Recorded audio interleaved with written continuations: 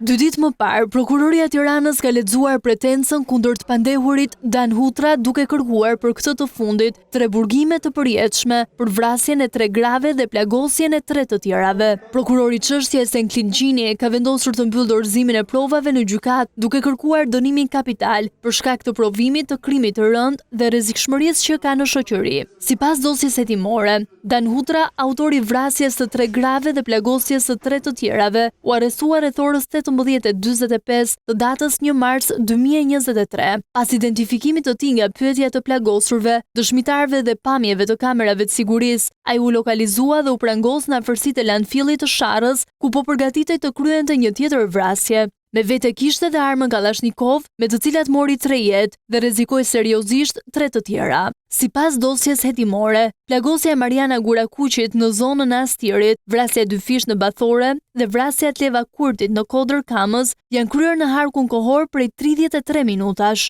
Menjëherë pas kësaj ngjarje, autori u largua me automjetin tip Benz me targat AA 531 UK, të cilin e kishte marrë me qera dhe rreth orës 12:35 minuta ka shkuar në rrugën Rustem Haklaj në Kodër Kamës te banesa e ish bashkëtuese së tij. Në oborrin e shtëpisë plagosi me armë zjarri Elena Hysajn 35 vjeçe dhe Kujtime Hystan 60 vjeçe dhe vrau shtetaset me Vlute Hysa 30 vjeçe, motra e ish bashkëtueses së tij, dhe Hasime Dafkun 30 vjeçe, e fejuar e vëllait të ish bashkëtueses. Pas kësaj ngjarje, autori ka lëvizur në drejtim të rrugës Abdyl Elmazi, në rrugën e Arbrit, ka vjuar në rrugën Beslidhja në Bathore dhe rreth orës 12:48 minuta ka ndaluar te banesa e familjes Kurti, ku ka vrarë me armë zjarri shtetasen Etleva Kurti 31 vjeçe. Vrasjet dhe plagosjet Dan Hutra i kreu vetëm 12 ditë pasi kishte dalë nga burgu më 16 shkurt të 2023-shit, ku ishte arrestuar për akuzën e dhunës në familje ndaj gruas së tij, Elena Hysa. Për të 3 ngjarjet të ndodhura më 1 mars 2023, Dan Hutra ka dhënë motive të ndryshme që kanë shtyrë për të ekzekutuar gratë. Për tentativën e vrasjes së gruas Elena Hysa, ai ka treguar se shkak ishte bërë debati për ADN-n e fëmijës së tyre.